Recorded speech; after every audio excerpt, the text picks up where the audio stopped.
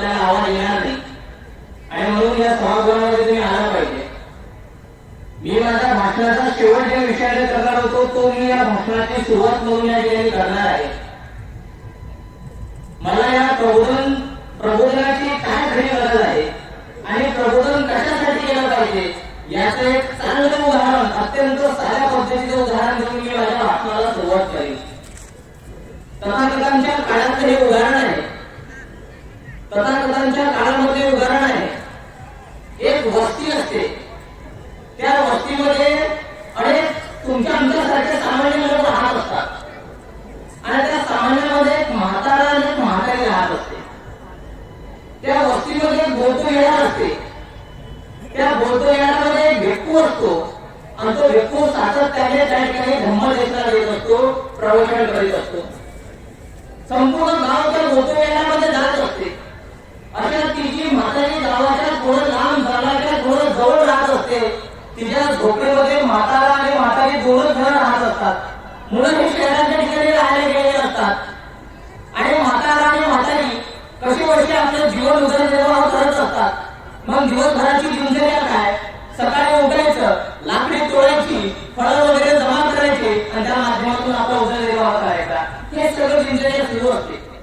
आणि यामध्ये ती जी म्हातारी असते त्या म्हातारीला एक चांगली सवय असते, ती म्हणजे नित्यनिवारीच्या बोधविहारामध्ये जाण्याची आणि त्या ठिकाणी असणाऱ्या भिक्खूंना ऐकण्याची सवय तिला असते.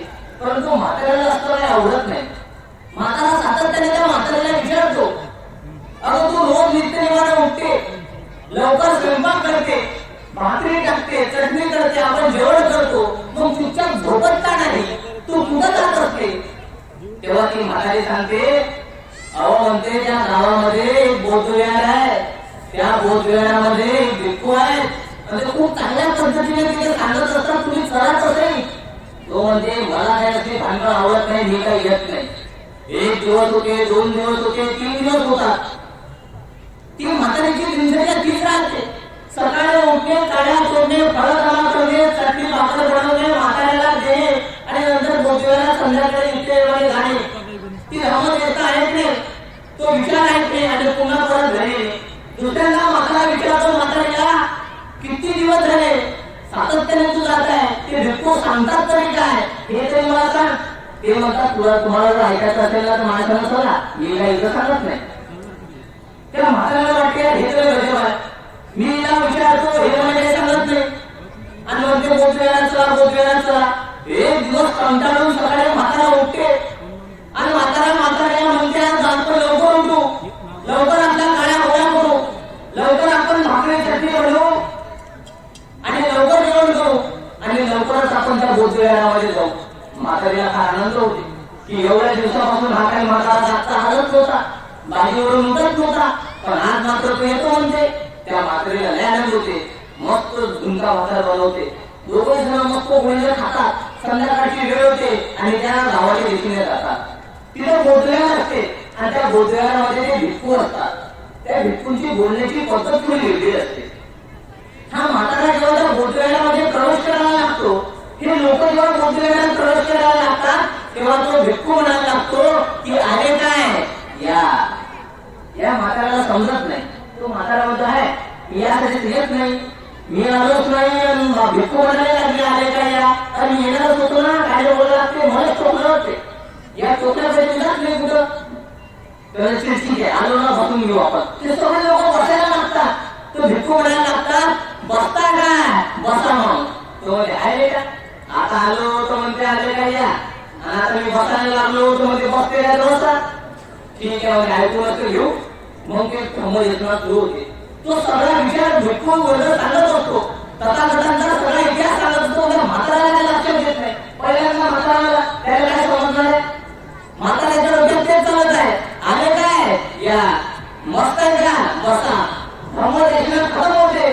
सगळे लोक त्या ठिकाणी पंचांग ग्रहण करतात आणि उठायला लागतात. तर तेवढ्या भिक्खू म्हणतात उठताय का, उठा. मग तो म्हातारा म्हणते हे बरोबर आहे का, मी जेव्हा आलो होतो तुम्ही आले काय करूया, मग मी बसायला लागलो होतो बसते काय बसा, आणि आता मी चुपचाप उठत होतो ना काय म्हणायला लागत होतो.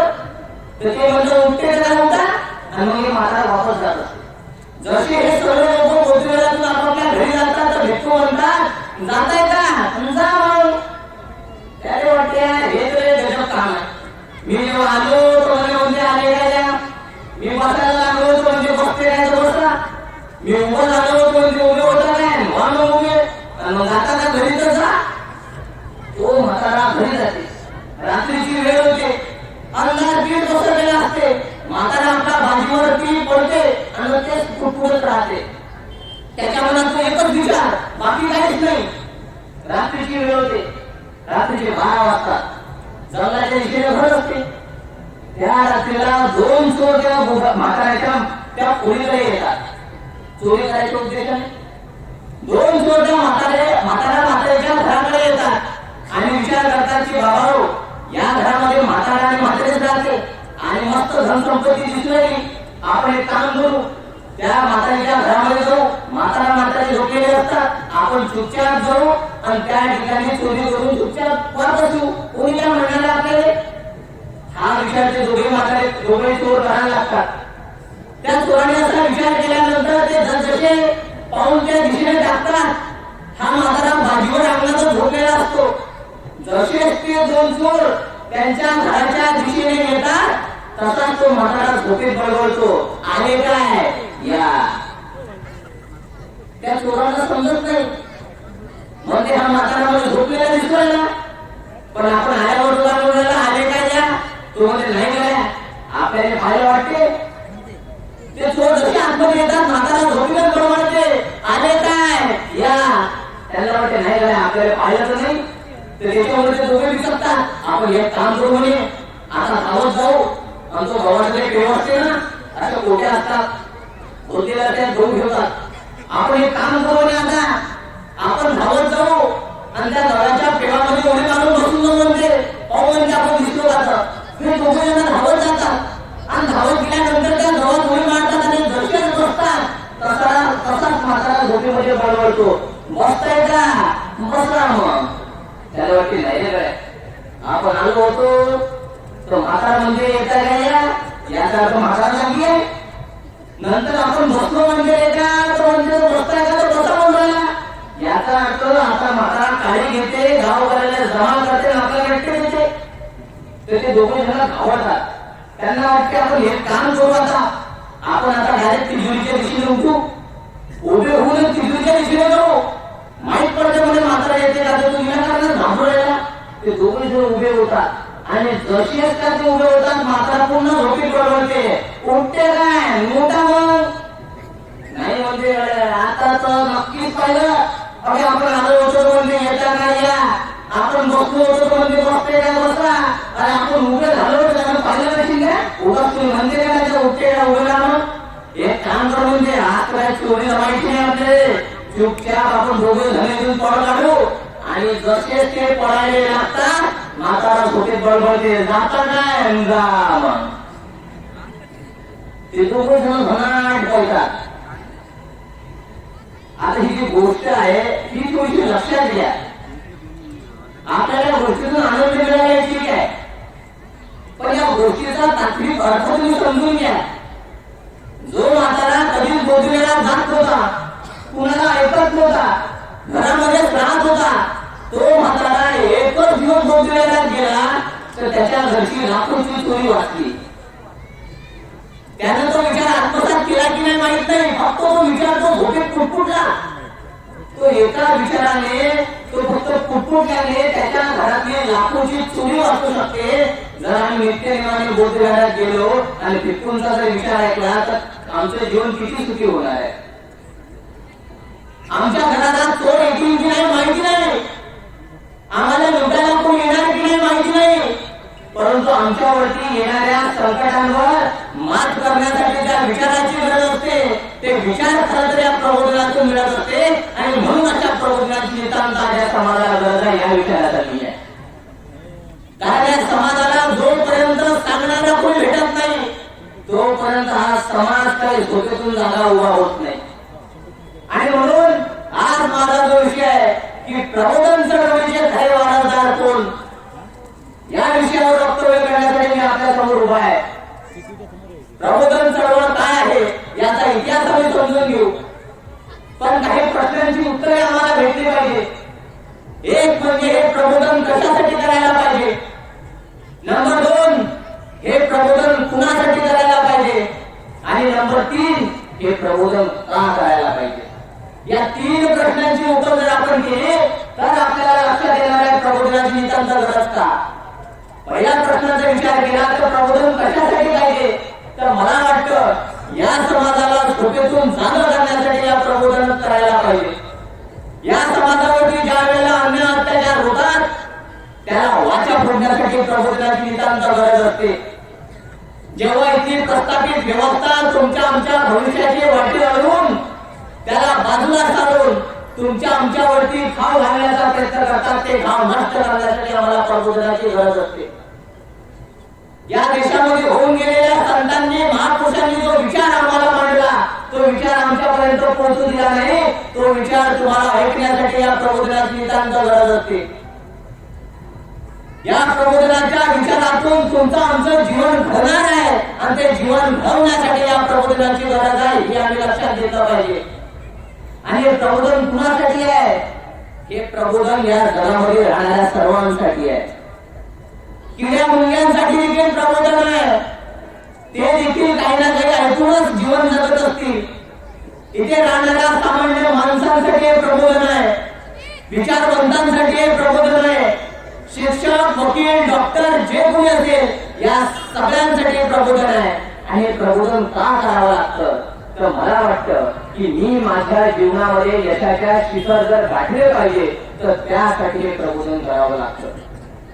आम्हाला महापुरुषांचा विचार समजून घेण्यासाठी, त्या विचारांवर चालण्यासाठी आणि तो विचार आमच्या मनामध्ये आत्मसात करण्यासाठी आम्हाला प्रबोधनाची नितांत गरज आहे हे तुम्ही लक्षात घेतलं पाहिजे. आणि म्हणून प्रबोधनाची चळवळ सांगण्यासाठी प्रबोधनाचा इतिहास लक्षात घ्या. तथागतांच्या काळापासून आपण जर सुरुवात केलो तर तथागतांच्या काळामध्ये सगळ्यात अगोदर प्रबोधनाच्या चळवळीला सुरुवात करण्याचं काम तथागतांनी केलं. या प्रस्थापित व्यवस्थेच्या विरोधामध्ये पाऊल टाकून मी शस्त्र हाती घेणार नाही आणि मग नंतर ते शस्त्र त्यागून या जगाला अहिंसेचा मार्ग देण्याचं काम तथागतांनी केलं. आपल्या भिक्षू संघामध्ये पहिल्यांदा प्रवेश करून समतेचा विचार तथागतांनी मांडला.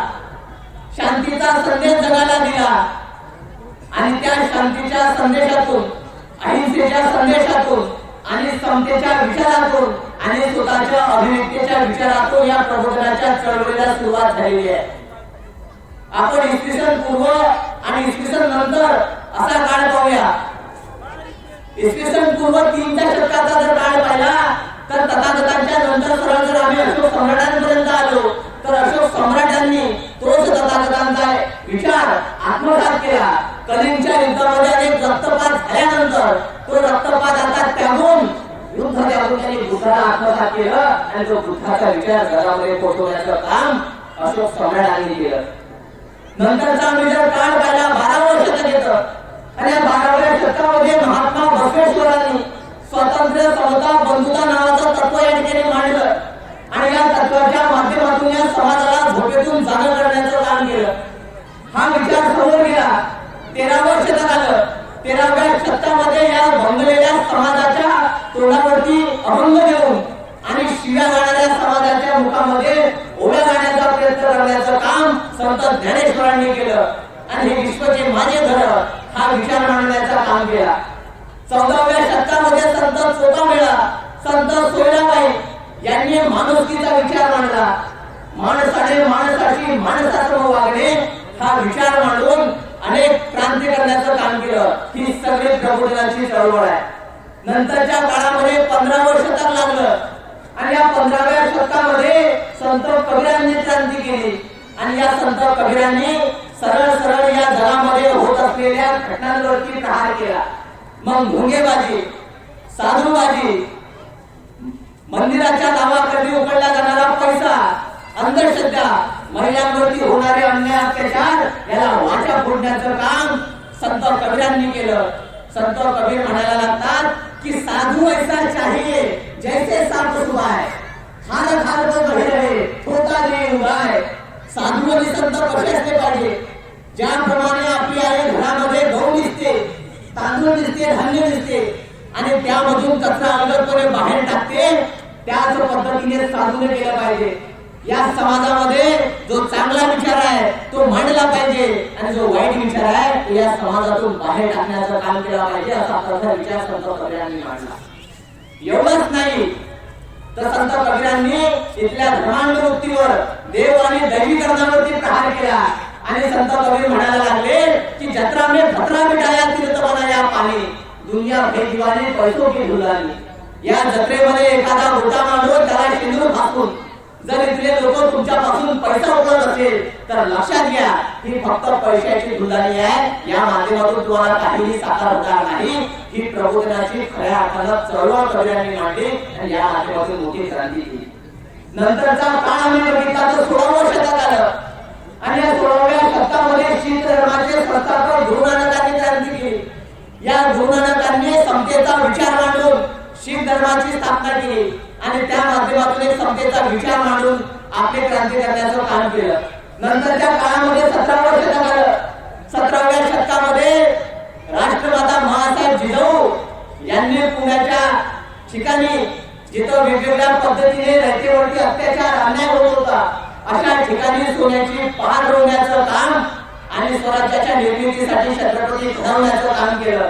या 17व्या शतकामध्ये संत तुकाराम महाराजांचा विचार छत्रपती शिवाजी महाराजांनी स्वराज्यामध्ये आत्मसात केला आणि माझ्या रयतेमध्ये जर शेतकऱ्यांच्या मिरचीच्या देठालाही हात लागाल तर खबरदार असे म्हणण्याचं काम छत्रपती शिवाजी महाराजांनी केलं.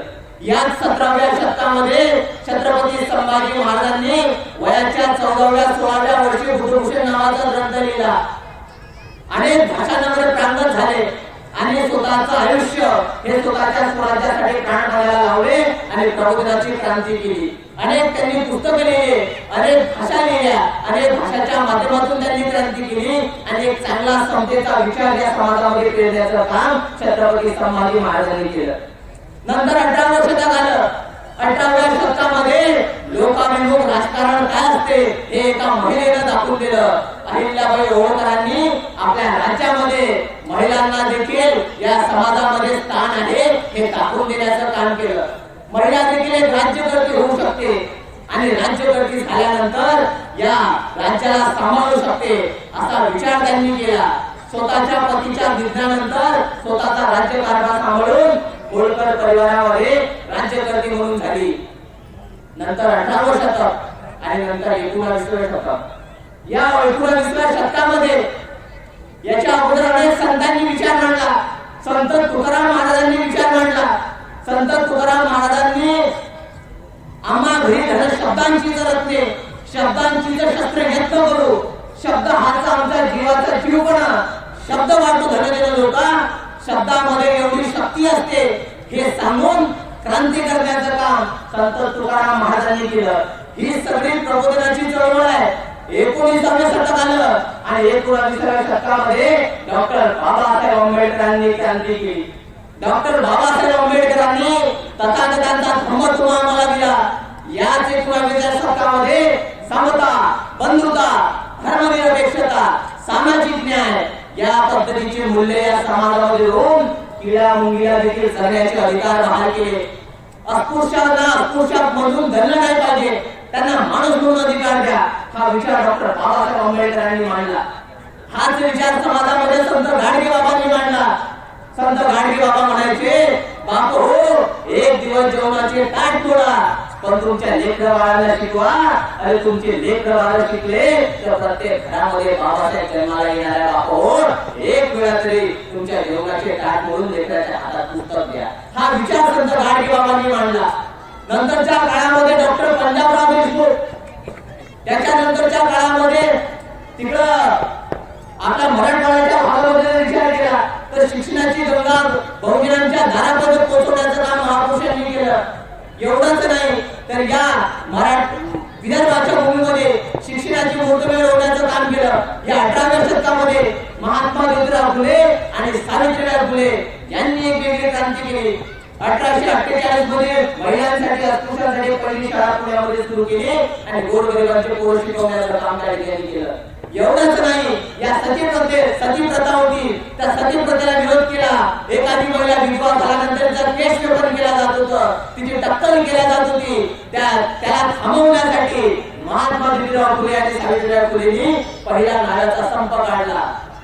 अस्पृश्यांना पिण्याचा पाणी पिण्याचा अधिकार नाही असं जेव्हा माहीत पडलं, तेव्हा या अस्पृश्यांसाठी स्वतःचं तळ, स्वतःचा हौद खुले करण्याचं काम महात्मा ज्योतिराव फुलेंनी केला.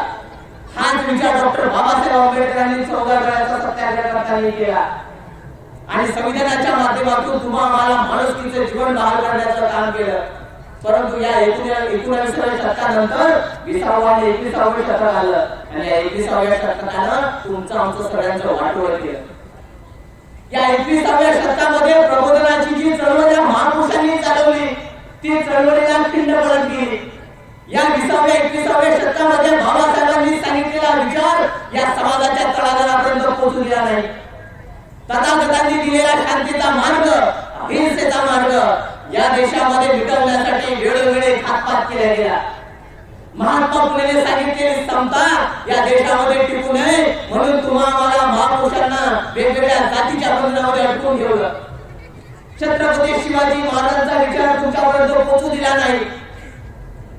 हा 21वे शतक हे आमच्यासाठी खाताचं शतक ठरलं आणि या प्रबोधनाच्या चळवळीला खिंड पाडणारं शतक ठरलं. या 21व्या शतकामध्ये माणुसकी लोप पावत गेली. माणसाने माणसाशी माणसासमोर वागावे हा विचार नष्ट होत गेला. पण तरी देखील या 21व्या शतकामध्ये प्रबोधनाच्या चळवळीमध्ये अनेक लोकांनी आपले प्राण पणाला लावले. याचे खरे वारसदार कोण हे सांगण्या अगोदर या प्रबोधनाच्या चळवळीमध्ये असणारे खोटे चोर तुम्ही आम्ही अगोदर शोधून काढले पाहिजे. या प्रबोधनाच्या चळवळीमध्ये आम्ही फुले शाहू आंबेडकरांचा विचार समाजात मांडतो.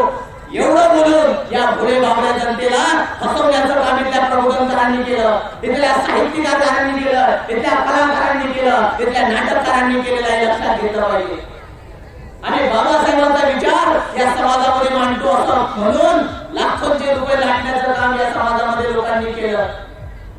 सुरुवातीला एखादा प्राध्यापक आला, मी नाव कुणाचं सांगणार नाही, तुम्हाला मात्र लक्षात येऊन जाईल. एखादा प्राध्यापक समोर आला आणि मी शिवश्री आहे असं म्हणत हेलिकॉप्टरने व्याख्यानाला आला. आमच्या खिशातले 2 लाख रुपये आम्ही खर्च केले. फक्त कशाची फी तर त्या व्याख्यानकर्त्याच्या व्याख्यानाची फी 2 लाख रुपये. एका तासाचे 2 लाख घेऊन छत्रपती शिवाजी महाराज मी समाजाला सांगतो असं म्हणून वर्षाच्या तारखा गोळा केल्या आणि शिवाजी महाराजांचा एक गोष्ट त्यांनी केली, शिवाजी महाराजांचा विचार समाजात पोहोचवला. पण दुसरी गोष्ट एवढी वाईट केली की त्यासाठी मी त्यांना खरंच या प्रबोधन चळवळीचा वारसदार म्हणणार नाही.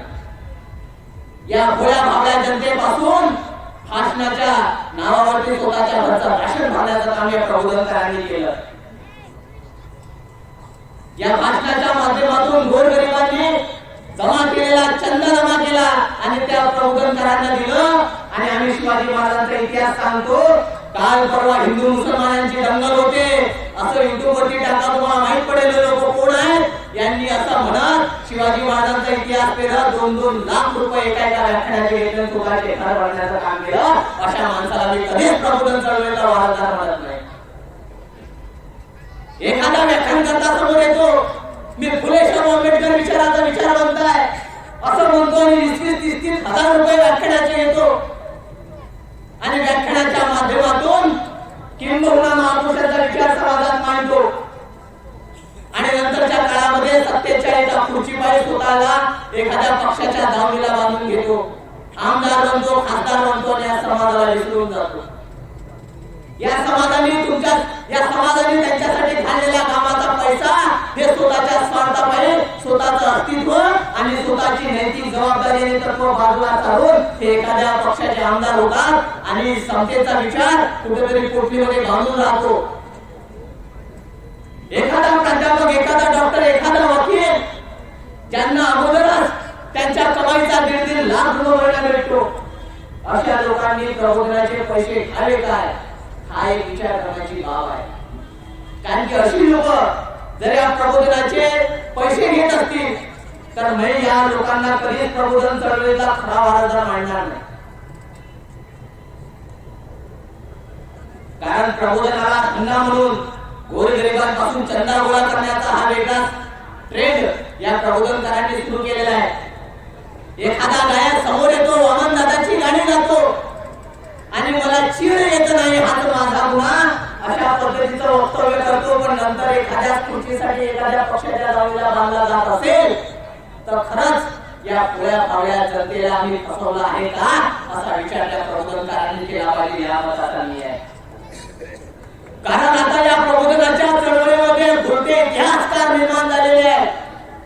या प्रबोधनाच्या चळवळीमध्ये भुरटे व्याख्याते निर्माण झालेले आहेत आणि पैशाच्या पाकिटामध्ये स्वतःची नैतिकता बाळगून स्वतःच्या तत्वाला आयोजकाच्या दिशेने वाकवण्यासाठी आणि 90 सेल्सिअस वाकण्यासाठी हे व्याख्याते असतील तर हे खऱ्या अर्थाने प्रबोधन चळवळीचे वारसदार नाही. या मताचा मी आहे. जर माझ्यासारख्या एखाद्या शिकणाऱ्या मुलाला तुम्ही 5,000 रुपये देते असाल काही हरकत नाही, त्याला दिले पाहिजे. तो बिचारा त्या प्रबोधनाच्या माध्यमातून जो काही मानधन घेतो ते त्यातून स्वतःचं शिक्षण तरी करतो. पण ज्यांना लाख लाख रुपये पगार आहे त्या लोकांनी प्रबोधनाचे पैसे घ्यायला पाहिजे काय या विचाराचा मी आहे. आणि म्हणून या प्रबोधन चळवळीतले खरे वारसदार तुम्हाला समजून घ्यायचे असेल तर लक्षात घ्या. या प्रबोधनाच्या चळवळीमध्ये ज्यांनी स्वतः तुरुंग भोगले ती लोक खऱ्या अर्थानं प्रबोधन चळवळीतले वारसदार आहेत मला वाटतं. प्रबोधन चळवळीमध्ये स्वतःचं आयुष्य प्राणपणाला लावून वेचणारे लोक प्रबोधन चळवळीचे वारसदार आहेत. तिकडं कबीर कला मंचाच्या माध्यमातून शीतल साठे आणि सचिन माळी हे त्या ठिकाणी समाजाला जागं करण्याचं काम करतात. त्यावेळेला त्यांना तुरुंगात टाकण्यात येतं. तुरुंगात टाकल्यानंतर त्यांना अशा सेल्स मध्ये ठेवण्यात येतं ज्या ठिकाणी एखाद्या बॉम्बस्फोट करणाऱ्या गुन्हेगाराला ठेवलं जातं. मला या व्यवस्थेला प्रश्न विचारायचा आहे, महापुरुषांचा विचार या समाजाला सांगणं हे कोणतं मोठं पुण्याचं काम आहे की तुम्ही आम्हाला तुरुंगामध्ये टाकून अशा सेल्स मध्ये ठेवता ज्या ठिकाणी एखाद्या बॉम्बस्फोट करणाऱ्या देशद्रोहाला केला जातो. म्हणजे आम्ही जर समाजाच्या हिताचा विचार मानत असतो तर तुम्ही आम्हाला देशद्रोही म्हणाल का? आणि जर मला म्हणत असाल देशद्रोही तर खुशाल म्हणा, पण मी ही प्रबोधनाची चळवळ सोडायला तयार नाही असे म्हणणाऱ्या सचिन माळी आणि शीतलसाठी मला खऱ्या अर्थाने या प्रबोधन चळवळीचे खरे वारसदार वाटतात.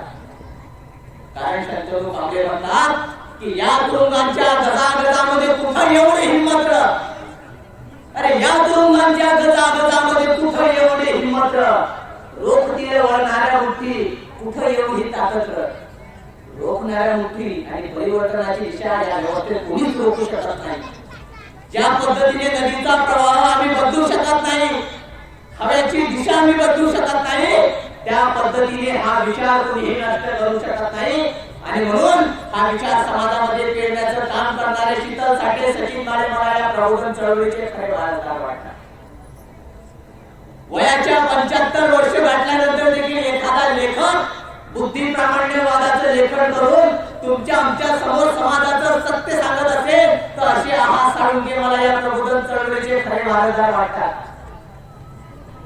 मी एखाद्या तृतीय पंथीमधून जन्मलो म्हणून मला देखील जगण्याचा अधिकार आहे. मला तुम्ही कुठलेही छक्का म्हणून, हिजडा म्हणून विरुद्ध लावण्यापेक्षा मला व्यक्ती म्हणून सन्मानाने जगवा असा विचार या समाजामध्ये मांडून आम्हाला देखील जगण्याचा अधिकार आहे.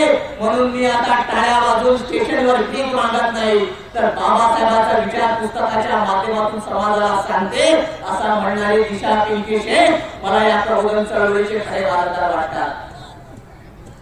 अगोदर आमच्या ठिकाणी एखाद्या फॉर्म मध्ये 2च कॉलम असायचे, एक पुरुष आणि दुसरी महिला.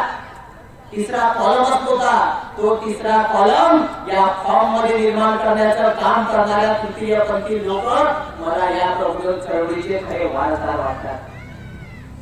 या प्रबोधन चळवळीमध्ये खऱ्या अर्थाने ज्या ज्या लोकांनी, ज्या ज्या संतांनी, ज्या महापुरुषांनी स्वतःचं आयुष्य वेचलं ते सगळे लोक मला या प्रबोधन चळवळीचे खरे वारसदार वाटतात. या प्रबोधन चळवळीच्या माध्यमातून समाजामध्ये इतिहास, वर्तमान आणि भविष्य अशी मांडणी करताना आणि या समाजामध्ये होत असलेला कर्मकांड, दैवीकरण, अंधश्रद्धा हे बाजूला सारणारे नरेंद्र दाभोलकर मला या प्रबोधन चळवळीचे खरे वारसदार वाटतात. परंतु आता झालं काय? आता या प्रबोधन चळवळीमध्ये इथल्या प्रस्थापितांनी ही प्रबोधन चळवळ थांबण्यासाठी, या प्रबोधन चळवळीला खिंड पाडण्यासाठी तुमच्या आमच्या मनामध्ये आता स्लो पॉइझनिंगच्या हिशोबाने डोस देणं सुरू केले आहे. पण अशामध्ये एखादा जर सामान्य माणूस आपल्या वयाचे 45 वर्ष या प्रबोधन चळवळीला देत असेल, एखादा साधा व्यक्ती जो तरुण वयापासून या समाजासाठी अहोरात्र झटतो, भाषणाच्या माध्यमातून, व्याख्यानाच्या माध्यमातून समतेचा विचार, बाबासाहेबांचा विचार, संविधानाचा विचार समाजात मांडतो, तोच व्यक्ती बुलढाणा ठिकाणी प्राध्यापक बनतो. बुलढाण्याहून बदली होऊन शिवाजी महाविद्यालयामध्ये प्राध्यापक पासून तर प्राचार्य पदापर्यंतचा प्रवास करतो आणि या समाजाला गावोगाव खेडोपाडी जाऊन संविधानाचा जागर करतो.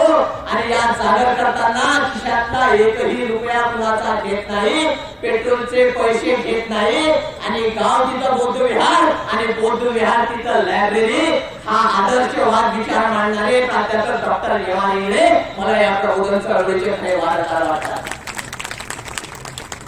मला इथल्या देखील आयोजकांना विचारायचं आहे, कितीदा तुम्ही एम आर इंगळे सरांना व्याख्यान झाल्यानंतर पाकिट दिलं आणि ती त्यांनी घेतलं? शक्यच नाही. मी अनेकदा मी जो व्याख्यान करता बनलो, मी त्यांचे व्याख्यान ऐकू मोठा झालेलो. त्यांच्या सोबत व्याख्यान ऐकायला भेटलं पाहिजे म्हणून कॅमेरामॅन बनणारा मीच तो विद्यार्थी.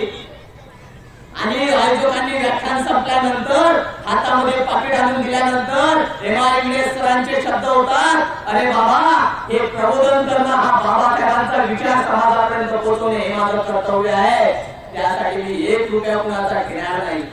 अरे प्रबोधन करताना doctor M R Ingle sir विज्ञानवादी विचार मांडताना म्हणतात की ज्यावेळी आमची स्त्री एखाद्या भाजीपाल्याच्या गाडीवरती जाते तेव्हा समाजाची काळी तपासून पाहते, त्याला कीड लागली आहे का, त्याला डाग लागले आहे का, त्याला पाठीमागे माती लागली आहे का.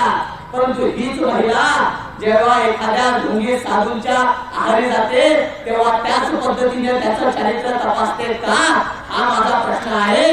हा विचार जेव्हा एखादी मांडत असते, हा विचार महिलांना प्रेरित करणारा जेव्हा मांडतात, तेव्हा मला खरे प्रबोधनाचे वारसदार वाटतात. संविधान अत्यंत चांगल्या आणि सोप्या पद्धतीने या समाजामध्ये मांडण्याचं काम ते करतात. परंतु आता येणाऱ्या काळामध्ये काय झालं, या प्रस्थापित व्यवस्थेने काय केलं, या प्रबोधनाच्या सोबत आता काय घोटे प्रबोधनकार सोडले. आणि मग हे प्रबोधनकार म्हणायला लागतात की प्रत्येक महापुरुषांचा विचार हा कामाचा असतो. आमच्यासाठी जेवढे महत्वाचे बाबासाहेब आहेत तेवढेच महत्वाचे आदर्श आणि सावरकर आहेत. मला तुम्हाला सांगितलं पाहिजे की कुठला जर प्रबोधनकार असा म्हणत असेल की मी एकीकडे जाऊन बाबासाहेबांच्या नावावरती व्याख्यान करतो आणि दुसरीकडे जाऊन सावरकरांच्या आगरकरच्या नावावरती व्याख्यान करत असेल, तो दुटप्पीपणा फक्त या देशातल्या RSS पाशी आहे, अजून कुठं नाही. हे तुम्ही लक्षात घेतलं पाहिजे. कारण एक तर तुम्ही बाबासाहेब फुलेशाह आंबेडकरांची विचारसरणी आत्मसात करू शकता, नाहीतर RSS ची विचारसरणी आत्मसात करू शकता. हे दोन विचारसरणी कधीच तुम्ही एक सोबत आत्मसात करू शकत नाही. आणि म्हणून या प्रबोधन चळवळीमध्ये आता झालं काय, आता झालं असं की त्यांना विचार मांडता येत नाही म्हणून माणसं मारायला सुरुवात केलेली आहे. त्यांना तुरुंगामध्ये गळण्यासाठी सुरुवात केलेली आहे.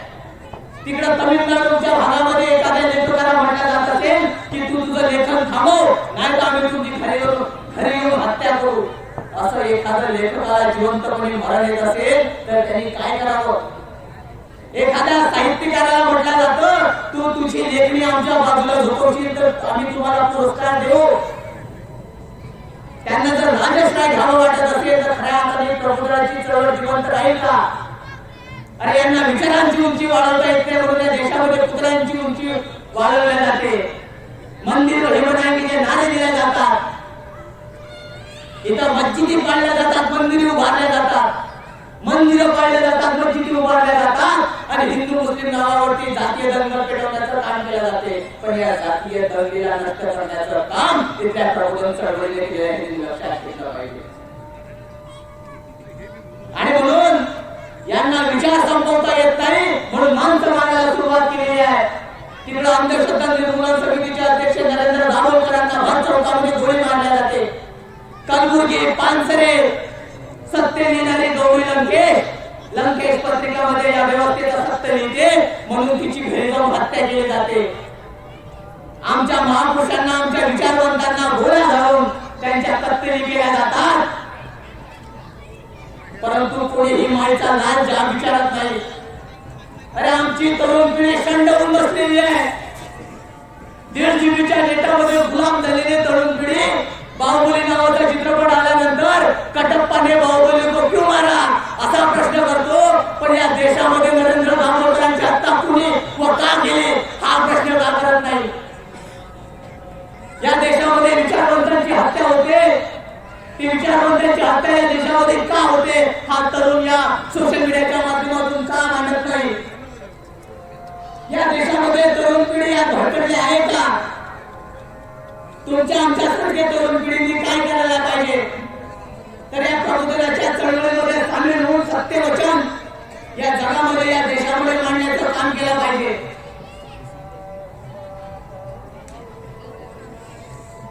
मध्यंतरी चित्रपट आला सर ज्याला टॉकीज मध्ये आता खूप गर्दी आहे. अमेझॉन प्राईम वर तो चित्रपट आला. त्याच्याबद्दल फेमस गाणं आहे सध्या तेरी झलक उल्फी शिवल्ली नाही ना मटकबर.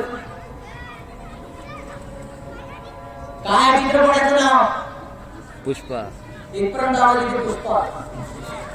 एवढा क्रेज त्या चित्रपटाचा आहे. या पुष्पा चित्रपटाच्या माध्यमातून एका स्मगलरला, एका खलनायकाला तुमच्या आमच्या समोर हिरो बनवण्याचं काम केलं. तो पुष्पा काय करतो. तो पुष्पा त्या चंदनच्या काळ्याची तस्करी करतो आणि तस्करी करून देखील ऐन ऐकून येऊन म्हणायला लागतो अरे पुष्पा समझ के फ्लावर समझाए क्या मैं फ्लावर नहीं आया गए झुकेगा नहीं साला. आमच्या तरुण पिढीला मैं झुकेगा नहीं साला हा डायलॉग एवढा आवडला की या झुकेगा नहीं सालाच्या माध्यमातून आमच्या तरुण पिढीचा खांदा वर गेला. त्याचा पाय ठेंगा झाला आणि त्या गाण्यावर तो नाचायला लागला. त्या पुष्पाचा फेमस झाल्यामुळे झुकवण्यात झाला. पण या व्यवस्थेमध्ये जेव्हा जेव्हा या व्यवस्थेने आम्हाला झुकवण्याचं काम केलं तेव्हा बाबासाहेब देखील म्हणाले असते मी कधीच या व्यवस्थेपुढे झुकणार नाही. पण हा विचार मात्र आमच्या समाजापर्यंत पोहोचू दिला नाही. आमच्या तरुणांनी तेव्हा कधीच म्हटलं नाही की याच्या किती वर्षा अगोदर आमच्या महापुरुषांनी आमच्या संतांनी म्हटलं मी या व्यवस्थेच्या पुढे कधीच झुकणार नाही. कारण यांना आमची वाचणारी पिढी नाही डीजेच्या समोर नाचणारी पिढी घडवायची आहे. आणि नाचणारे लोक हे कधीच क्रांती करू शकत नाही या मताचा मी आहे. कारण यांना डीजे पुढे नाचणारी पिढी निर्माण करायची आहे. म्हणून आता चित्रपट या स्मगलिंग सारखे ड्रग्ज सारखे असे आमच्या मेंदूवरती गमवण्याचं काम इथे व्यवस्था करत आहे. आणि आमच्या तरुण पिढीला त्या ठिकाणी व्यस्त करण्याचं काम लोक करत आहेत. परंतु आज लक्षात घेतलं पाहिजे आम्ही आज नाचायला सुरुवात केली तर येणाऱ्या काळामध्ये नाचायला तुमच्यापाशी पाय देखील राहणार नाही. एवढी बिकट परिस्थिती आहे बांधवांनो. कोणी तुमच्या घरात घुसतील मॉब लिंचिंगच्या नावाखाली तुमचे पाया टाकतील तुमच्या आया बहिणींची अबूल लुटतील त्यावेळेस तुम्ही चूर देखील म्हणू शकणार नाही. एवढी बिकट परिस्थिती तुमच्यावर असेल. आणि सध्या तरी आहे. यूपी सारख्या ठिकाणी एमपी सारख्या ठिकाणी आजही भल्या मोठ्या प्रमाणामध्ये दलितांवरती अत्याचार होतात. मध्यंतरीची घटना आहे. यूपी मधली घटना सांगतो. मध्यंतरीची घटना आहे. यूपी मधल्या एका अस्पृश्य समाजाला जाणाऱ्या स्त्रियाच्या घरी थोड्याशा वादावरून उच्चवर्णीय स्वतःला समजणाऱ्या लोकांनी तिची घरामध्ये जाऊन तिची मुलगी कापली आणि त्याच्यासोबत सेल्फी घेऊन या समाज व्यवस्थेला सांगितलं तुम्ही आमच्या विरोधात जाल तर तुमचे हाराने असे होईल. या देशामध्ये आजही एखाद्या अखलाक नावाच्या मुस्लिम बांधवाच्या घरी गौ हत्या केली, फक्त एवढी एक शंका आली म्हणून कितीतरी लोकांनी त्याच्या घरामध्ये जाऊन त्याची कत्तल केली. या देशामध्ये आजही मोठ्या प्रमाणामध्ये प्रबोधनकारांना, साहित्यकारांना, कलाकारांना जिवंत जाळण्याचं आणि मारण्याचं काम केलं जात आहे. आणि म्हणून लक्षात घ्या, तुम्हाला मला करायचं काय तर या प्रबोधनाचा विचार हा समतेचा, स्वातंत्र्याचा आणि संविधानाचा विचार तुम्हाला आम्हाला या समाजात मांडायचा आहे. बाबासाहेबांनी तुम्हाला दिलेलं स्वातंत्र्य, तुम्हाला दिलेले अधिकार हे मिठी एवढे कमी समजू नका. असे मतदानासंदर्भात बोलताना बाबासाहेब मुंबईमध्ये म्हणतात 1956 सालात. पण आम्ही ते अधिकार विसरलो, आम्ही समाजाच्या भावना विसरलो, आम्ही समाज विसरलो, आम्ही स्वतःच्या साठी स्वार्थी झालो. आणि म्हणूनच की काय, या कोरोनाच्या काळामध्ये माणुसकी लोप पावली गेली.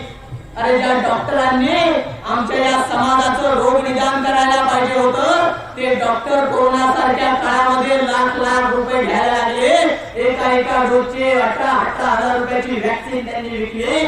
अरे स्वतःच्या दवाखान्याला थंड करण्याचं काम आमच्या तिथल्या डॉक्टरांनी केलं. डॉक्टर लोक म्हणायला लागतात की आम्ही डॉक्टर कशासाठी बनलो तर या समाजामध्ये, या देशामध्ये जे सामान्य नागरिक आहेत त्यांचं रोग निदान करण्याचं आमचं परम कर्तव्य आहे. पण या कोरोनाच्या काळामध्ये ते परम कर्तव्य कुठं गेलं? या कोरोनाच्या काळामध्ये एका व्हॅक्सिनच्या 18,000 रुपये झालेच कसे? या कोरोनाच्या काळामध्ये एखाद्या ऑक्सिजन सिलेंडरची किंमत लाख रुपयाला जाऊन पोहोचली कशी? या कोरोनाच्या कालखंडामध्ये एखाद्या हॉस्पिटलच्या बेडची किंमत 80,000ला जाऊन पोहोचली कशी? या कोरोनाच्या काळामध्ये एका चितेवरती 4 शव जळताना मी पाहिले. मेन हॉस्पिटल सारख्या ठिकाणी एका अँब्युलन्स मध्ये 5 शव कोरोनाचे पॉझिटिव्ह देताना मी पाहिले आहेत. अनेक लोक मृत्युमुखी पडले हे मी माझ्या डोळ्यांनी अनुभवलंय. आणि तेव्हा मला खऱ्या अर्थानं माहीत पडलं, अरे आपला काम जनता तो फाडणे जाय जनता, हे सूत्र इथल्या लोकांनी आता आत्मसात केलेलं आहे. इथल्या वकिलांनी इथल्या समाजाला लुटण्याचं काम सुरू केलं आहे. इथल्या डॉक्टरांनी पैसा गोळा करण्याचं काम सुरू केलं आहे. इथला प्राध्यापक म्हणतो मी नोकरीवर लागताना 60 लाख रुपये भरतो, मला पहिले हे लाख रुपये गोळा करून द्या, मगच मी प्रामाणिकपणे शिकवायला सुरुवात करेल. या समाजामध्ये होत असलेले अन्याय अत्याचार कशामुळे झाले तर या सद्विवेकी विचारवंत आणि जे शिक्षित समाज आहे या समाजाने त्यांच्या स्वतःचे कर्तव्य विसरल्यामुळं. कारण या कोरोना काळामध्ये आम्ही तपासलंय, डॉक्टर पेशंटला हात लावायला तयार नाही. अरे मी माझ्या घरामधलं स्वतःचं उदाहरण सांगतो. मी काही खोटं नाटक बनवून इथं माझं व्याख्यान घालवायला आलेलं नाही. ते करण्यासाठी मला खूप मोठमोठे स्टेज आहेत. 2-4 शिरोशाही मारले की लोक फॅन होतात, त्यांना तेच पाहिजे असते. पण मी जेव्हा माझ्या या भोळ्या भाबड्या जनतेमध्ये जातो तेव्हा त्यांच्या भाषेमध्ये बोलण्याचा प्रयत्न करतो. इतर ठिकाणी मला प्रमाण भाषेत बोलावं लागतं. पुण्यासारख्या ठिकाणी मी विदर्भाची भाषा वापरू शकत नाही. मुंबईसारख्या ठिकाणी मी बोलायला लागतो तेव्हा ही भाषा वापरू शकत नाही. पण जेव्हा मी या भोळ्या भाबड्या जनतेपाशी इथल्या गरीब समाजापाशी येतो तेव्हा मला थोडंसं खाली येऊन बोलावं लागतं. म्हणून इंटरनॅशनल उदाहरणं सांगण्यात वेळ गमावण्यापेक्षा मी तात्विक पाहिलेले आणि माझ्यासोबत घडलेले उदाहरण सांगत असतो. मी नेहमी सातत्याने सांगतो मी अकोल्यामधल्या डम्पिंग ग्राउंड भागात राहतो. जिथं अकोल्याचा सगळं कचरा येऊन पडते त्याच्या बाजूला माझं घर आहे. अशा सगळ्या परिस्थितीमध्ये आम्ही जीवन जगत आहोत. माझ्या बहिणीला लग्न करून आता 2 वर्ष झाले, आता 5 वर्ष होत आहेत. 3 वर्षाची मुलगी झाली.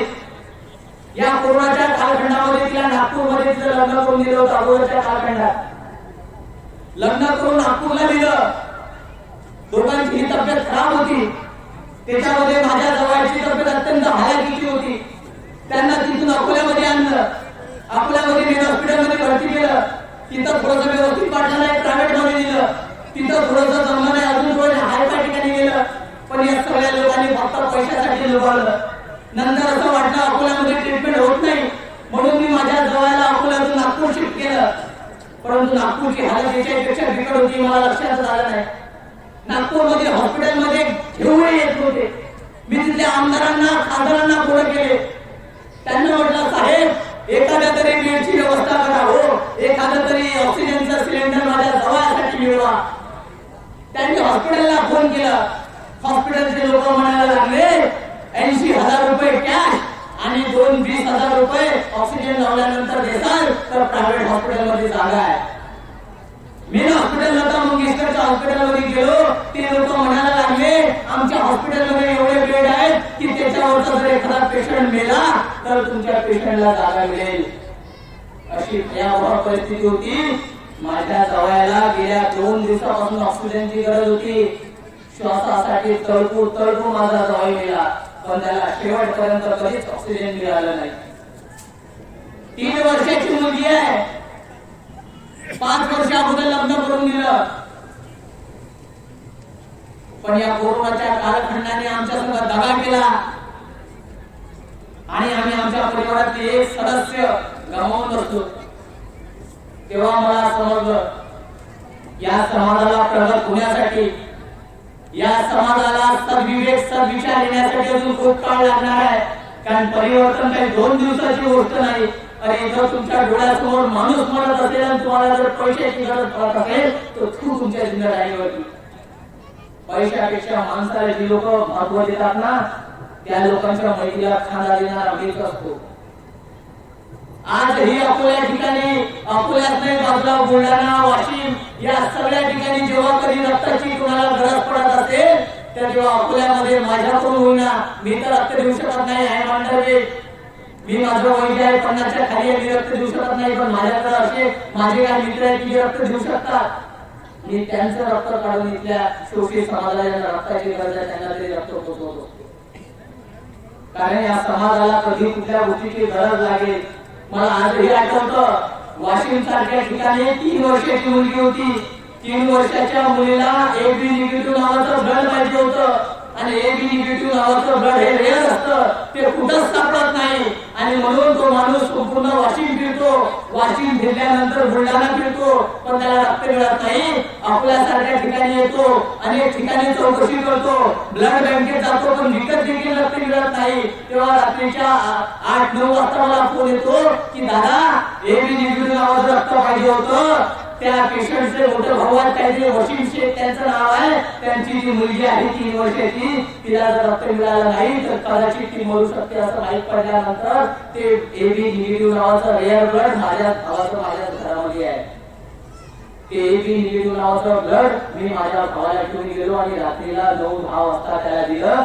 तेव्हा ते ब्लड देताना त्या वशीम शेख नावाच्या माणसाच्या डोळ्यामध्ये पाणी होतं आणि ते पाणी माणुसकीचं होतं.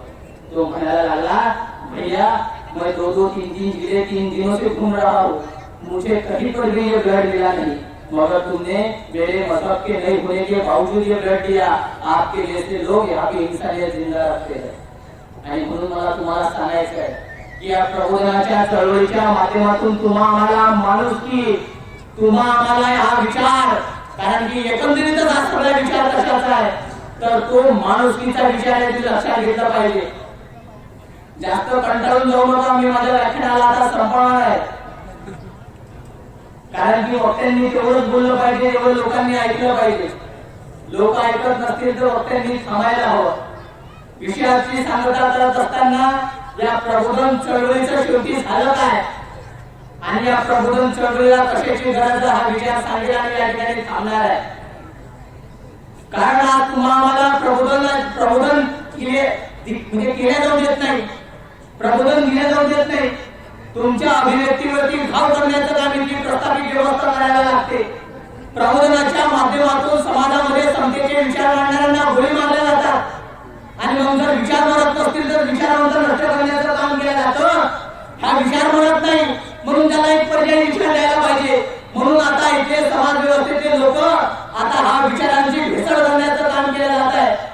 आणि मग 1 जानेवारी 1818 रोजी भीमा कोरेगाव झालेल्या युद्धाची दखल डॉक्टर बाबासाहेब आंबेडकरांनी देखील घेतली होती. पण याच समाजामध्ये जन्मलेला एखादा ऍडव्होकेट भीमा कोरेगावचं वास्तव नावाचं पुस्तक लिहितो आणि त्या पुस्तकाच्या माध्यमातून म्हणतो की अशा पद्धतीचं युद्ध इथं झालंच नव्हतं.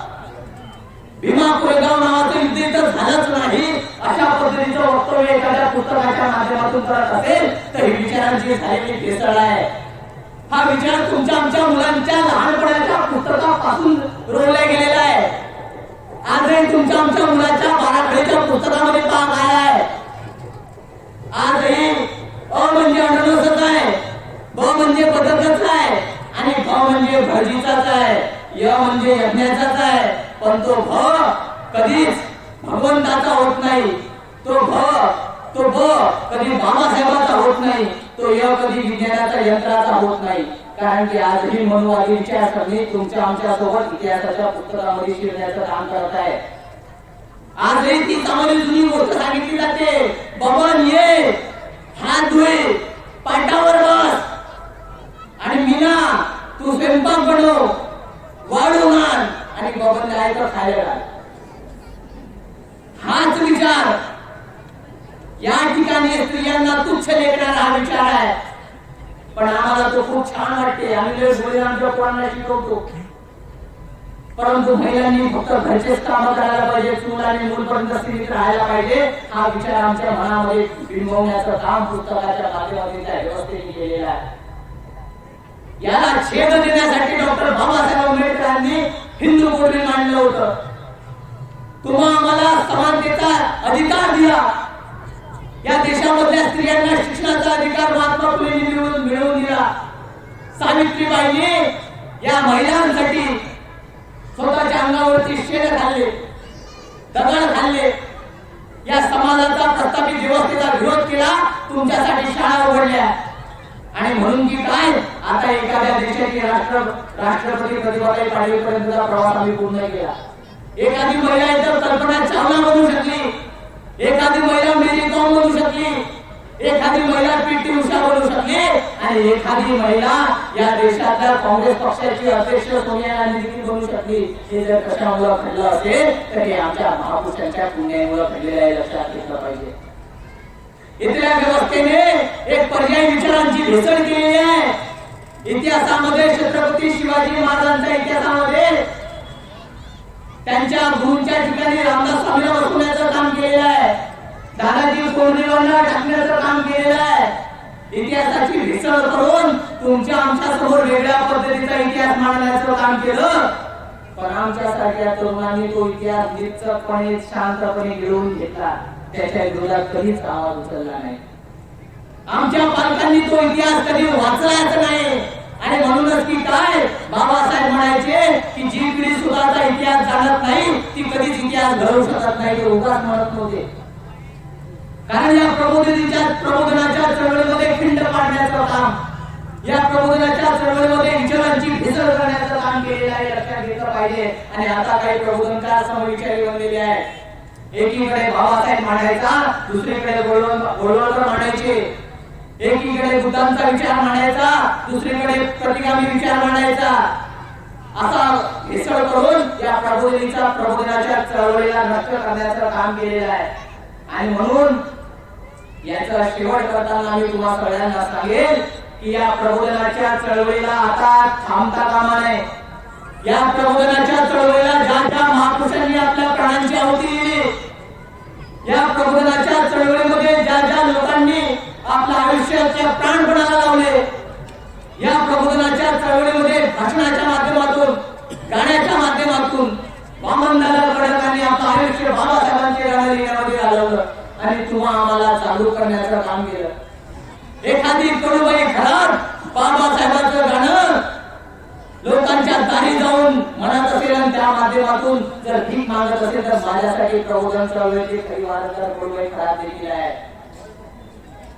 तुम्ही खाता त्या भाकरीवर बाबासाहेबांची सही आहे. ज्या पद्धतीने माझी कडूबाई म्हणते ना, अरे या देशातल्या प्रस्थापित गायकांचं तिसऱ्या आणि चौथ्या स्केलला आवाज बसतो, पण माझ्या कडूबाईचा आवाज 5व्या स्केलला चालू होतो. ही तफावत, हा टॅलेंट या समाजाला दाखवून दिला पाहिजे. आमच्या देशामध्ये एखादी गायिका मरण पावल्यानंतर दुसऱ्या दिवशी इथली सरकार सुट्टी सुट्टी जाहीर करते. एखादी गायिका या देशामध्ये वाढल्यानंतर ती गायिका काही साधी सुधी नाही, भारतरत्न अवॉर्ड लावा. अरे या देशामध्ये क्रिकेट खेळणाऱ्याला भारतरत्न, गाणं म्हणणाऱ्याला भारतरत्न, अरे हैऱ्या मैऱ्या नत्तू थैऱ्याला भारतरत्न देतात. असं म्हटलं जातं की एखादा पुरस्कार एखाद्या माणसाने दिल्याने त्या माणसाचा मान वाढतो. पण लक्षात घ्या, इतिहासाच्या पट्ट्यावर एकदाच असं झालं होतं की एखाद्या माणसाला भारतरत्न पुरस्कार मिळाला आणि त्या भारतरत्नाची तुमची झाली ती म्हणजे विश्वरत्न डॉक्टर बाबासाहेब आंबेडकर. त्या भारतरत्नाने काही बाबासाहेबांचा मान वाढला नाही. बाबासाहेबांचा मान वाढवणारे तुम्ही आम्ही कोणीच नाही. बाबासाहेब विश्वरत्न आहेत म्हणून त्या भारतरत्नाचा देखील मान वाढला. त्या पुरस्काराचा मान जर कशामुळे वाढला असेल तर ते माझ्या बापामुळे वाढले आहे. लक्षात घ्या, या देशामध्ये एखादी गायिका वाढल्यानंतर दुसऱ्या दिवशी ही सरकार या ठिकाणी तुम्हा आम्हाला सुट्टी जाहीर करते. पण आमच्या देशातील समाजसेवकांची विचारवंतांची हत्या झाल्यानंतर कधी त्यांना सुट्टी दिसत नाही. अरे 7 तारखेला आमच्या रमाईची जयंती असते. सुरुवातीच्या काळामध्ये 6 डिसेंबरला एक दुसरी घटना घडली म्हणून 6 डिसेंबरचा दिवस काही लोक काळा दिवस म्हणतात. आता ही दुसरी तारीख,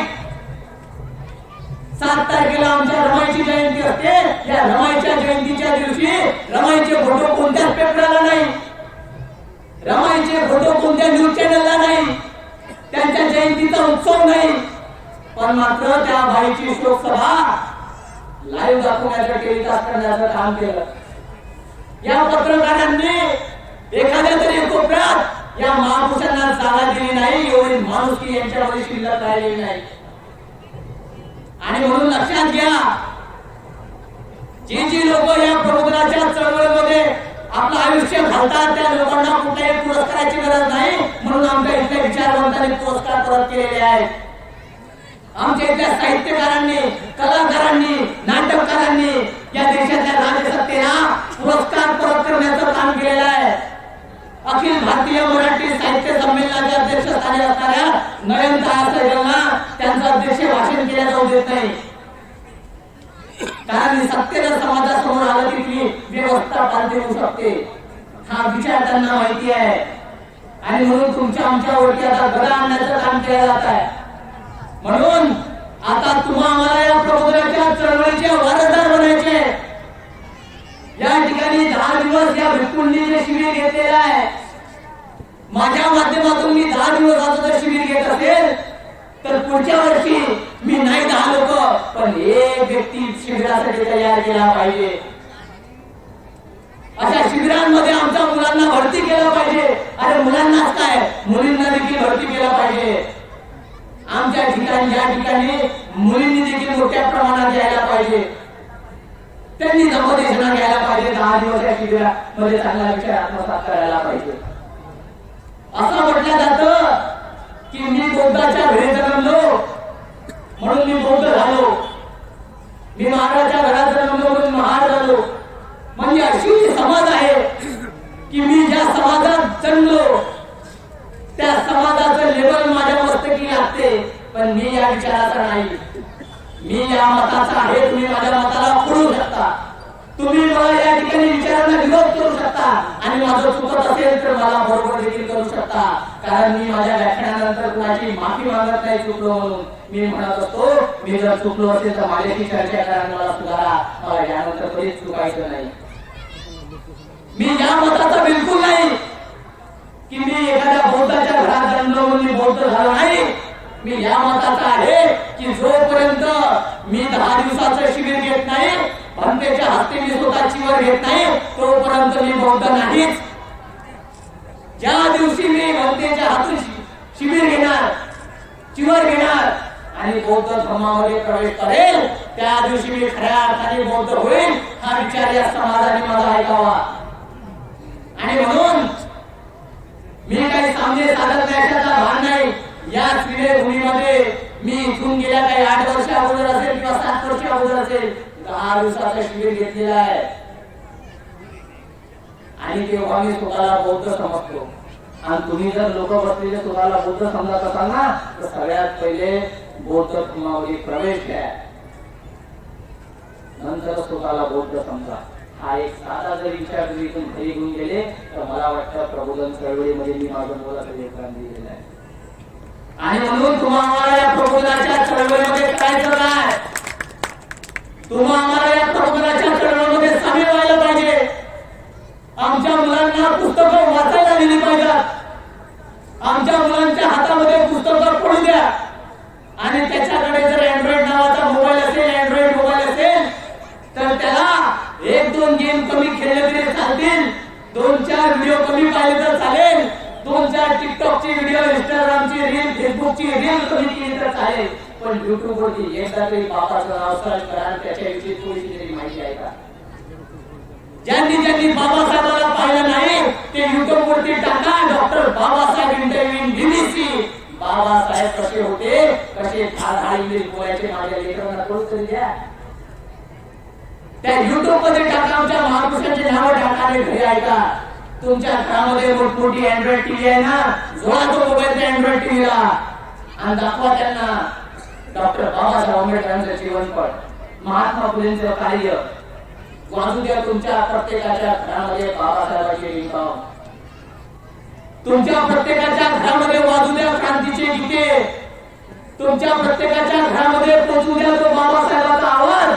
त्याच आवाजाने खऱ्या अर्थानं क्रांती होणार आहे. तुमच्या प्रत्येक मुलाच्या हातामध्ये पुस्तक द्या, त्याला शाळेमध्ये घाला, त्याला महाविद्यालयात टाका, त्याला शिबिरामध्ये घाला. आणि नाही काही घडवू शकलो, नाही त्याला वक्ता बनवू शकलो, नाही त्याला वकील बनवू शकलो, नाही त्याला व्यावसायिक बनवू शकलो, नाही त्याला इंजिनियर बनवू शकलो, तर किमान त्याला माणूस तरी बनवा, किमान त्याला माणूस तरी बनवा. ही माणुसकीची शिकवण तुम्ही तुमच्या मुलांना द्या. तुमच्या घरात जर एखादा मुलं किमान आयुष्यभरात माणूस जरी झाला तरी पुरा आहे. आमची मुलगी एखाद्याच्या घरी देताना आम्ही काय पाहतो, तो व्यसन करते काय, दारू पिते काय, याच्यापेक्षा महत्वाचं त्याचं घर किती आहे, त्याचं किती एकर वावर आहे, त्याच्या घरी गाडी आहे काय, बंगला आहे का. आता हे पाहण्याची गरज नाही माहिती नो. आता फक्त एवढं पहा की तो एक माणूस आहे का, त्याच्या मनामध्ये माणूस पण जिवंत आहे. जर त्याच्या मनामध्ये माणूस पण जिवंत असेल तर तो कधीच स्वतःच्या बायकोला मारणार नाही. त्याच्या मनामध्ये माणूस पण जिवंत असेल तर तो कधीच तिच्या वेळेला करणार नाही. त्याच्या मनामध्ये माणूस पण जिवंत असेल तर तो स्वतःच्या आई बाबाला शिव्या देणार नाही. त्याच्यामध्ये माणूस पण जिवंत असेल तर तो कधीच एखाद्या मद्याचं प्राशन करणार नाही. त्याच्यामध्ये माणूस पण जिवंत असेल तर त्याच्या हाताला धोका लागू शकत नाही.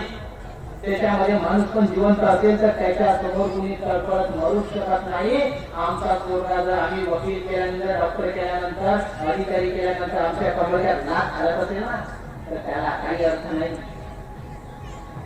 आम्ही गर्वाने सांगतो आमच्या आई वडिलांनी आम्हाला नाही काही बनवू शकले, आम्ही बनू म्हणून नाही बनू. सध्याची व्यवस्था आमच्या डोक्यात हेचून घेत आहे. या डोक्यावरून मला आठवलं लहानपणीची गोष्ट आहे, नंतर हा विचार कंटिन्यू करेल. सध्याची व्यवस्था आमच्या लोक हिसकून घेत आहेत. रेल्वेला प्रायव्हेट केलं, बँकेला प्रायव्हेट केलं, एअर इंडियाला विकून दिलं, पोलीस भरतीच्या जागा काढत नाही. आमच्या तरुणाच्या हातामध्ये बेरोजगारी लागली. अशामध्ये आमच्या तरुणांनी करायचं काय. अरे तुमने पढ़ाई किया तो क्या हुआ, कपड़े चलने से कोई गरीब नहीं होता, व्यवसाय करा म्हणे. अरे बाबांनो, व्यवसाय करासाठी आमच्या गोरगरिबांसाठी भांडवल कुठं आहे. भांडवल तर तुम्ही घेऊन बसले आमचं. लहानपणी माझी आई म्हणायची, प्रत्येकाची आई आपल्या पोरांना, आपल्या आईची आपल्या नातवाला सांगते. लहानपणी मी माझ्या आईला 1 रुपया मागायचो, माझी आई म्हणायची बाबू तो 1 रुपया सांभाळून ठेव, एक दाढेवाला बुवा येते आणि तो दाढेवाला बुवा तो 1 रुपया हिसकून घेते. मी प्रचंड घाबरायचो. मी घाबरल्यानंतर तो 1 रुपया आईपाशी देऊन द्यायचो. माझी आई स्वतःच्या पिशवीमध्ये तो रुपया ठेवायची, तिच्या पर्समध्ये तो रुपया ठेवायची. मी थोडा मोठा झालो, माझ्या हातामध्ये 5 रुपये दिल्यानंतर माझी आई म्हणायची बाबा रे तो 5 रुपये सांभाळून ठेव, एक दाढीवाला बुवा येते आणि तो पैसे घेऊन जाते. मी अजून घाबरायचो. मी थोडा मोठा झालो, माझ्या मेंदूवरती तेच बिंबवलं गेलं. पण मी जेव्हा शाळेमध्ये 10वी क्रॉस केली, मी महाविद्यालयात आलो, मी बीकॉम केलं, एमकॉम केलं. नंतर मला लक्षात आलं दाढीवाला कोण असते. आई मला गंमत म्हणायची, मला घाबरवायची आणि पैसा स्वतःपाशी ठेवून घ्यायची, असं मला लक्षात आलं.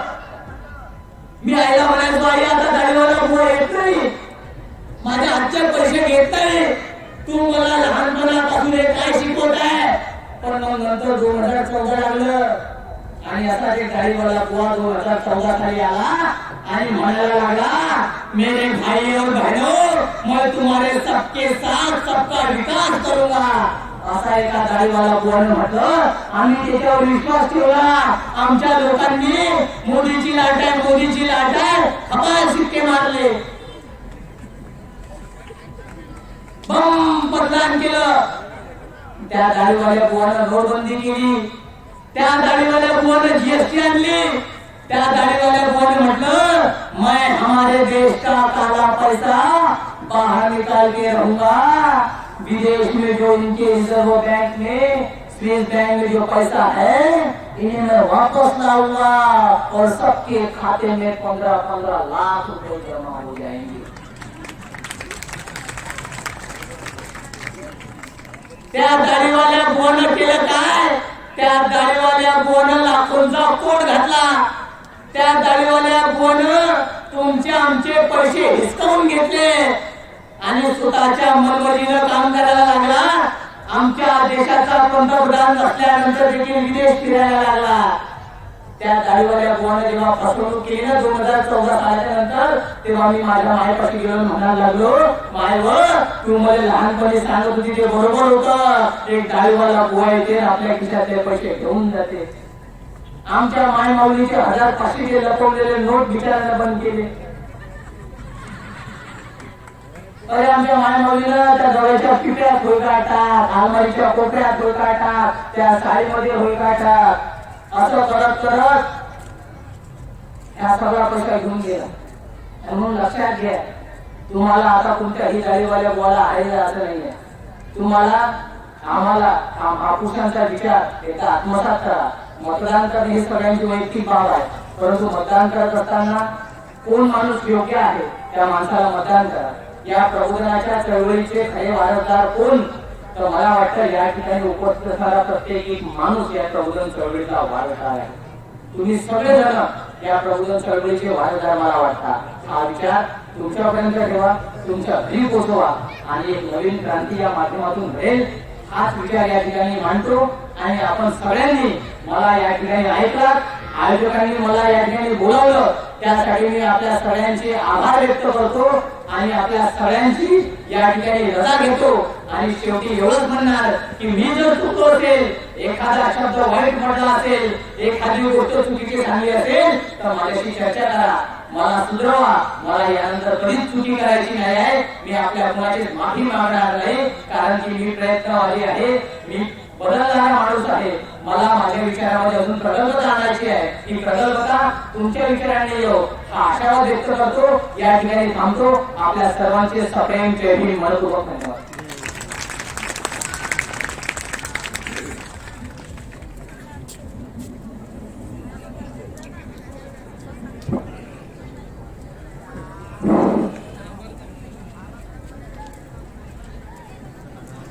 धन्यवाद. अतिशय चांगल्या प्रकारे आपण या ठिकाणी मार्गदर्शन केलं आणि खरोखर जे वास्तव जे आहे ते आपण या ठिकाणी सांगितलं. कारण आता शेवटचं सत्र आहे. मी या ठिकाणी पुढे बसले शासकीय पुत्र राहुलजी यांना तीव्र याचना करतो की त्यांनी आपल्या संदेशाला सुरुवात करावी.